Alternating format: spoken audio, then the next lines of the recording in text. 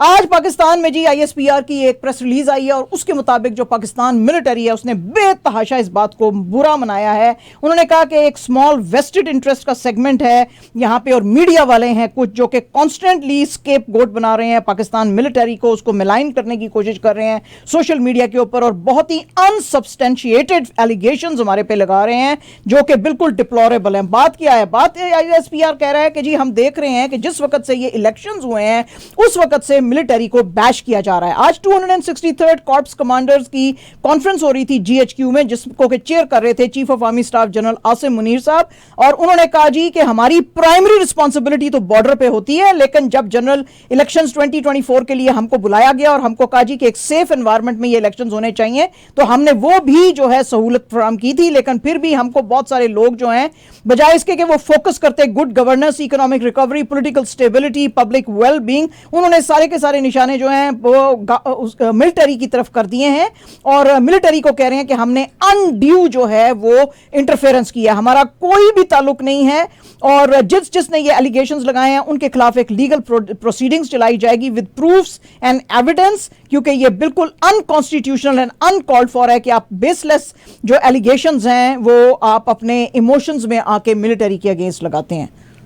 समझ आई माजिद भाई? हाँ, सलाम करो जी, सलाम करो इन्होंने जरनैल साहब नु। जरनैल साहब आई एम विद जनरल साहब हाँ जी, पाक फौज अच्छा जी, ठीक है जी, ऐसी नहीं कह रहे। अच्छा जी, अच्छा जनाब, पीपल्स पार्टी ने आज कहा है जी कि जरदारी साहब को जीतने के लिए 345 इलेक्टोरल वोट्स जो चाहिए वो साढ़े कूल है, ऑलरेडी हमारी जेब में पड़े हुए हैं। समझ आइए माजिद भाई, देख कितनी अजीम कौम है और कितने अजीम लोग हैं ये हैं। वो कहते हैं जी हमारी जेब में पड़े हैं 345। मार्च 9 को आपको पता ही है कि प्रेसिडेंशियल इलेक्शंस होने हैं, क्योंकि जो डॉक्टर आरिफ अलवी जो हैं वो अब जा रहे हैं अपनी पोस्ट से, तो उसके लिए जरदारी साहब जो हैं उनको पीपल्स पार्टी ने और PMLN ने इनको चूज किया था and he is going to face Mahmood Khan Achakzai जो कि चेयरमैन है पख्तूनख्वा मिली अवामी पार्टी के और जिनको नॉमिनेट किया प्रेसिडेंशियल कैंडिडेट के लिए PTI बैक्ड सुन्नी इत्तेहाद काउंसिल ने। जरदारी साहब जो है उन्होंने उससे पहले भी 11th प्रेसिडेंट के तौर पे काम किया था 2008 से 2013 में और इस वक्त उनको सपोर्ट है PMLN, MQMP, PMLQ, Istehkam Pakistan party और बहुत सारे जो दूसरे हैं, यानी कि 7 पार्टीज जो हैं उन सब की इनको है। तो नज़ाहिर है कि अचकजई साहब को ये हराने की कोशिश करेंगे और हर कोशिश कर रहे हैं कि वो डर भी जाएं। उनके घर पे रेड भी करवाई है कल परसों और वो कहते हैं जी कि लड़ाई जो है वो तो मर्दों के बीच में है, तो मेरे घर के अंदर क्यों तोड़ फोड़ की आपने, क्यों आए, मेरी औरतें थीं। तो मतलब ये कंजर्वेटिव लोग हैं ना, ये तो ज़रा ट्रेडिशनल लोग हैं, इनकी औरतें तो वो चादर वादर करती हैं और वो सकते कहते हैं ये बहरहाल जी बड़ी बदतमीज़ी की। तो अब ये है, वो कहते हैं जी इलीगल ज़मीन पे जो कब्जा है, तो कब्जा तो घर के बाहर ही ज़मीन पे होएगा ना, घर के अंदर तो कोई ज़मीन नहीं है ना जिस पे कब्जा है, तो भाई उधर आप बुला लेते हैं अचकजई साहब को। एनीवेज, KP के जो न्यूली इलेक्टेड चीफ मिनिस्टर हैं अली अमीन गंडापुर साहब, उन्होंने कहा है कि जी जो हमने जो इस्टेब्लिशमेंट के साथ कोई अगर दोस्ती करनी है या किसी के साथ भी दोस्ती करनी है तो उसका फैसला जो है वो इमरान खान साहब करेंगे। आज वो अडियाला जेल के अंदर इमरान खान साहब से मिलने के लिए आए थे, उसके बाद जब बाहर आए तो वो मीडिया से गुफ्तगू कर रहे थे। वो कहते हैं जी एस्टैब्लिशमेंट भी हमारी है, इंस्टीट्यूशंस भी हमारे हैं, लेकिन उनके साथ रिकंसिलिएशन की बात हम नहीं कर सकते हैं, वो इमरान खान साहब की इंस्ट्रक्शंस होंगी और वो करेंगे तो हम भी आगे चलेंगे।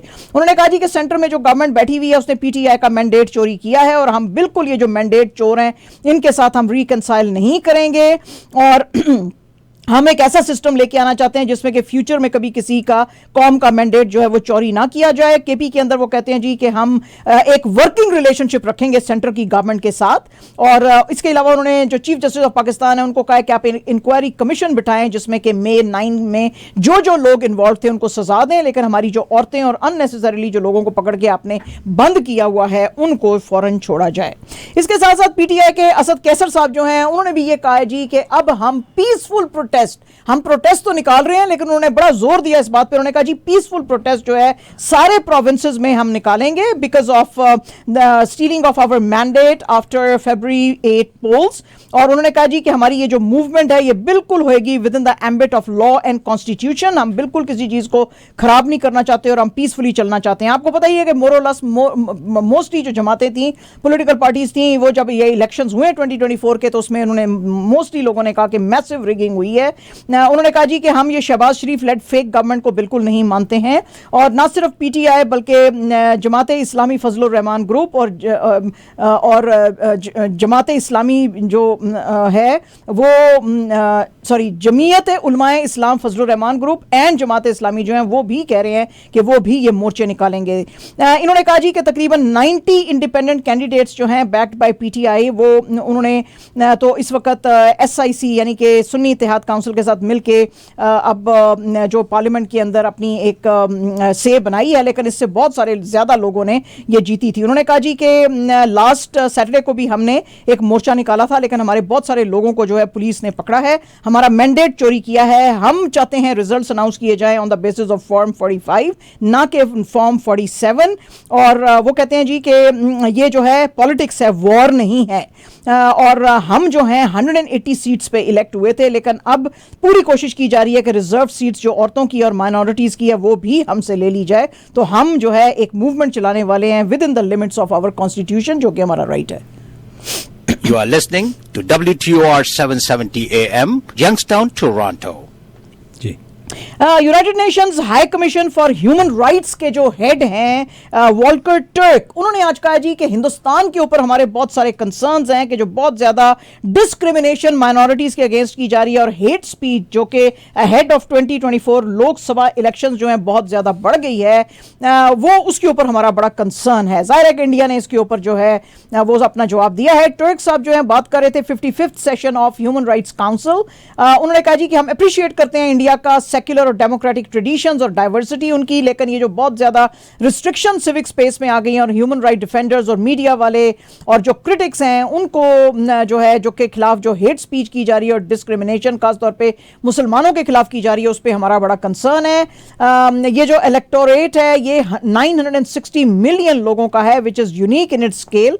और लेकिन हम चाहते हैं कि आप मीनिंगफुल पार्टिसिपेशन जो है लोगों को होने दें पोल्स के अंदर, और इनका जो हक है उसको आप रिस्पेक्ट करें। इंडिया के जो permanent representative to United Nations in Geneva हैं एम्बेसडर अरीधैम बागची, उन्होंने इसके ऊपर बात करते हुए कहा जी कि आपकी ऑब्जर्वेशन तो हमने नोट की हैं, लेकिन आपके कंसर्न्स बिल्कुल अनवारंटेड हैं। ये बिल्कुल जो दुनिया की लार्जेस्ट डेमोक्रेसी है उसके वैल्यूज को रिफ्लेक्ट नहीं करती है। हमारी डेमोक्रेसी जो है उसमें आर्ग्यूमेंटेशन तो नॉर्मल होता है, लेकिन हमने कभी भी जो है इसको हम यूज नहीं करते हैं प्रोपेगेंडा के लिए, ना करने देंगे। ये जो हमारे मुल्क में प्लूरैलिटी, डाइवर्सिटी और इंक्लूसिव और ओपन जो स्पेस है वो इंडियन डेमोक्रेटिक जो वैल्यूज हैं और जो हमारी पॉलिसी है और हमारे जो कॉन्स्टिट्यूशनल वैल्यूज है बिल्कुल उसके एम्बिट में आती है। और हम जो है हमारी एक बहुत ही रोबस्ट किस्म की जुडिशरी है, इंडिपेंडेंट हमारे ऑर्गेनाइजेशंस हैं जो कि प्रोटेक्ट करते हैं राइट्स ऑफ एवरीबॉडी। 2023 में भी इंडिया में आपको पता है India was at 161st position out of 180 countries in freedom of press index. और ये जो इंडेक्स था छापा था रिपोर्टर्स विदाउट बॉर्डर्स ने in its 21st edition of world free press index में। इसके अलावा यूएस की जो बेस्ड इंडिया हेट लैब जो ऑर्गेनाइजेशन है उसने कहा था जी कि India Muslim anti Muslim hate speeches जो हैं वो हिंदुस्तान के अंदर 62% इंक्रीज की थी सेकेंड क्वार्टर ऑफ 2023 में compare to the first quarter, और ये उस दिन से और ऊपर जाती जा रही हैं। तो बहरहाल जी इंडिया ने ये रिपोर्ट जो है बिल्कुल इसको खत्म किया है। उन्होंने कहा जी हम नहीं मानते हैं। द वायर की ये स्टोरी है जी, और ये बहुत ही इंटरेस्टिंग स्टोरी है क्योंकि आपको पता ही है कि मोदी जी कॉन्स्टेंटली आईएमएफ को और दूसरे लोगों को जो है ये डाटा उनकी गवर्नमेंट दे रही है कि 7.8% से या 6.8% से हिंदुस्तान जो है वो राइज करेगा। हिंदुस्तान के अपने ही कुछ जो टॉप इकोनॉमिस्ट हैं जैसे कि अरुण कुमार, अरविंद सुब्रमण्यम, संतोष मेहरोत्रा, अशोक मोदी, प्रणब सेन, ये कहते हैं कि मोदी जी के ये जितने भी दावे हैं ये सब के सब गलत हैं। मोदी जी जो हैं वो कहते हैं जी कि कह रहे हैं कि इकोनॉमी जो है वो बहुत ऊपर चल रही है और हम सारा वो क्रेडिट लेते हैं कि ये इसकी ग्रोथ जो है 2023-2024 में तो बीजेपी की गवर्नमेंट कह रही है कि 8.4% रहेगी जीडीपी ग्रोथ हिंदुस्तान की। वो कहते हैं जी कि ये बिल्कुल गलत किस्म का इनका नैरेटिव है जो इन्होंने बिल्ड किया हुआ है मोदी जी और बीजेपी गवर्नमेंट ने, ये बिल्कुल सही नहीं है। वो कहते हैं जी जीडीपी ग्रोथ जो होती है वो सपोर्ट नहीं कर रही है गवर्नमेंट की प्राइवेट कंजम्पशन ग्रोथ के, अगर हम उसको अगेंस्ट देखें। एज अ रिजल्ट जो हमको नजर आ रहा है कि हिंदुस्तान की ग्रोथ 2023-2024 में 3% पे रहेगी, और गवर्नमेंट कह रही है जी 8.4% पे रहेगी। इकोनॉमिस्ट जो है हिंदुस्तान के वो कहते हैं ये बिल्कुल मिसमैच है between GDP growth and private consumption. GDP growth officially जो है वो प्रोजेक्ट आपने पहले भी वो कहते हैं जी कि 7.6% पे की थी, लेकिन कंजम्पशन ग्रोथ जो थी वो सिर्फ 3% पे रही थी। और दो जो है इन दोनों का जो कोरिलेशन है जीडीपी का और कंजम्पशन ग्रोथ का ये बहुत क्लोज का है। तो अगर एक चीज नीचे है तो ऊपर दूसरी नहीं जा सकती है। इसके अलावा उन्होंने कहा जी कि सिर्फ ये इकोनॉमिस्ट ही नहीं कह रहे हैं बल्कि हिंदुस्तान की जो बड़ी बड़ी कंपनीज हैं जैसे कि Hindustan Unilever and Bajaj autos वो कह रहे हैं जी चूंकि मीनिंगफुल ग्रोथ नहीं हो रहा है इन कंजम्पशन, इसलिए इनको जो है बहुत ज्यादा मुश्किलों का सामना है। तो इसलिए आज उन्होंने कहा जी कि ये जो लो ट्रेंड है हिंदुस्तान की इकोनॉमी में ये बहुत ही ज्यादा वरिंग है। ठीक है, मैं खुश हूं तुसी बहुत खुश हो। मोदी जी कह रहे हैं 8.4 है, इकोनॉमिस्ट कह रहे हैं 3% है। What is this going on, what is this. अच्छा जी, अच्छा जनाब, आमिर खान जो हैं वो एक बड़े ही खतरनाक एवेटार में नजर आ रहे हैं। एक नया पोस्टर आया है सामने इनकी अपकमिंग फिल्म का, जो कि एक फोटोग्राफर जो है हिंदुस्तान का उसने अपने इंस्टाग्राम पे डाला है, जिसमें कि आमिर खान बहुत ही वाइल्ड नजर आ रहे हैं। उनके बाल ग्रीसी और उनकी लुक जो ऐसी है जैसे कि सदियों से ये नहाए नहीं है। आपको पता ही है कि आखिरी फिल्म लाल सिंह चड्ढा में नजर आए थे जो बुरी तरह फेल हो गई थी, और अब खबर आ रही है कि ये दरशील सफारी के साथ काम करेंगे 16 साल के बाद। 16 साल पहले इन्होंने उनके साथ तारे जमीन पर पे काम किया था जो कि बहुत ही सुपर डुपर हिट रही थी। ये जो पिक्चर है इसके अंदर उन्होंने अपने हाथ में कुछ पकड़ा हुआ है और वो बड़े एक्साइटेड नजर आ रहे हैं, लेकिन बहुत ही वाइल्ड नजर आ रहे हैं। तो अब लोगों को बड़ा इंतजार है कि भाई अब इसका जब प्रॉपर टीजर आए या ये कौन सी फिल्म है उसकी डिटेल्स का ये इंतजार कर रहे हैं। और जनाब साड़ी बाजी नु चैन नहीं जिस तरह साड़ी दीदी नु आराम नहीं है ना ममता बनर्जी नु, साड़ी बाजी कंगना रनावत नु भी चैन नहीं है। कंगना रनावत ने आज फिर से वो तमाम के तमाम सेलिब्रिटीज जो कि मुकेश अंबानी के बेटे आनंद और उनकी जो बहू है राधिका अंबानी उसकी जो प्री वेडिंग फेस्टिविटीज पे गए हुए थे उनको इन्होंने बड़ा एतराज किया है। अपनी इंस्टाग्राम स्टोरीज पे उन्होंने कहा जी कि सिर्फ मैं और लता दीदी जो हैं वो इन प्राइवेट पार्टीज में जाके नाचते गाते नहीं थे। उन्होंने एक आर्टिकल का स्क्रीनशॉट दिया जिसका कि हेडलाइन था, जो कि लता जी ने कहा था कि अगर कोई मुझे $5 मिलियन भी देगा तो मैं प्राइवेट वेडिंग में जाके नहीं सिंग करूंगी। तो वो कहती है जी कंगना रनावत साहबा कि मेरे भी बहुत खराब फाइनेंशियल हालात हैं, लेकिन मैं और लता जी हम दो ही ऐसे लोग हैं कि जिनके मैसिव हिट्स थे, लेकिन हम टेम्प्ट नहीं होते शादियों में जा जाके नाचने के लिए। शादियों पे इतनी बड़ी शादियों को न बोलने के लिए बड़ा स्ट्रॉन्ग कैरेक्टर और डिग्निटी चाहिए होती है। ठीक है पायन, ओके जी, चलो जी। अच्छा जनाब, लोग जो हैं आज शाहरुख खान के ऊपर बहुत ज्यादा भड़के हुए हैं, और वो भड़के हुए इसीलिए हैं क्योंकि यही जो मुकेश अंबानी साहब के बेटे की जो शादी चल रही थी इसके ऊपर आपको पता ही है, मैंने कल आपको बताया था कि रामचरण और NTR जूनियर की जो मूवी आई थी RRR, उसका जो गाना था नट्टू नट्टू, उसके ऊपर ये लोग नाच रहे थे। फिर शाहरुख खान साहब ने इशारा किया रामचरण को कि तुम ऊपर आ जाओ। जब वो उधर आए तो देखा गया कि जो शाहरुख खान है वो कुछ बड़ा ही गिब्रिश से वर्ड्स कोई तमिल और तेलुगु में बोलने की कोशिश कर रहे हैं जिसका मतलब था इडली इडली। तो ये लोग जो हैं बड़े नाराज हो गए हैं। वो कहते हैं जी कि हाउ डेयर यू, रामचरण खुद अपने in his own right he such a huge star, तुमने उसको इडली क्यों कहा है। और यहां तक हुआ कि रामचरण की जो मेकअप आर्टिस्ट हैं वो तक यहां पे बड़े डिस्गस्टेड तरीके से चली गई। वो कहती हैं जी आई लव शाहरुख खान, लेकिन जो उन्होंने इडली बोला है रामचरण को ये बिल्कुल ठीक नहीं है। तुम बड़े बड़े सितारे जो हैं तुमको बड़े बड़े पैसे मिलते हैं, हम साउथ वालों को तुम लोग जो है इस तरह से ट्रीट नहीं करते हो, हमको लेसर तुम लोग चिल्ड्रन समझते हो और हमको उतने पैसे भी नहीं देते हो, लेकिन इतने बड़े स्टार की स्टेज के ऊपर ऐसे करनी अच्छी नहीं है बात है जी। तो इन्होंने कोई पूछे शाहरुख खान साहब ਨੂੰ अगर ਤੁਹਾਨੂੰ ਤਾਮਿਲ ਨਹੀਂ ਆਂਦੀ ਭੈਣ ਤੁਹਾਨੂੰ ਕਿਉਂ ਬੋਲਣ ਦੀ ਜ਼ਰੂਰਤ ਸੀ, ਤੁਸੀਂ ਆਪਣਾ ਜ਼ਰਾ ਮੂੰਹ मतलब है हर किसी ਨੂੰ जैसन कहनी बनने की जरूरत नहीं है, लेकिन हर कोई बनने की कोशिश कर रहा है। अच्छा जी, इस्लामाबाद हाई कोर्ट जो है उनको एक मेंटेनेबिलिटी प्ली आई थी अगेंस्ट मोहसिन नकवी साहब, क्योंकि उनको आपको पता ही है कि ज़का अशरफ के बाद जो है PCB का चेयरमैन बनाया गया था। ये इस्लामाबाद हाई कोर्ट के चीफ जस्टिस आमिर साहब फारूक साहब है, उन्होंने कहा है जी कि ये जो आई है हमारे पास पिटीशन, उसके अंदर कहा गया है कि केयर टेकर गवर्नमेंट जो है वो उसके पास इख्तियार नहीं होता है कि वो PCB का चेयरमैन किसी को बनाए। जो प्राइम मिनिस्टर इलेक्टेड होता है सिर्फ उसके पास ये अथॉरिटी होती है। तो इसलिए जो है इनकी जो अपॉइंटमेंट एज PCB चेयरमैन है उसको किया गया है चैलेंज किया गया है। और जनाब सऊदी अरेबिया जो है वो अब 2034 के फीफा वर्ल्ड कप का बिड जो है वो देना चाहता है। आपको पता ही है मोरक्को, पोर्चुगल और स्पेन जो हैं वो मिलके होस्ट करेंगे 2030 का टूर्नामेंट। और क्योंकि अभी तक फीफा के पास कोई और कंट्री का एंट्री नहीं आया है तो लग यही रहा है कि सऊदी अरेबिया के पास ये जाएगा। Saudi Arabia is going to be the second Arab country to host FIFA. Qatar ने किया था 2022 में।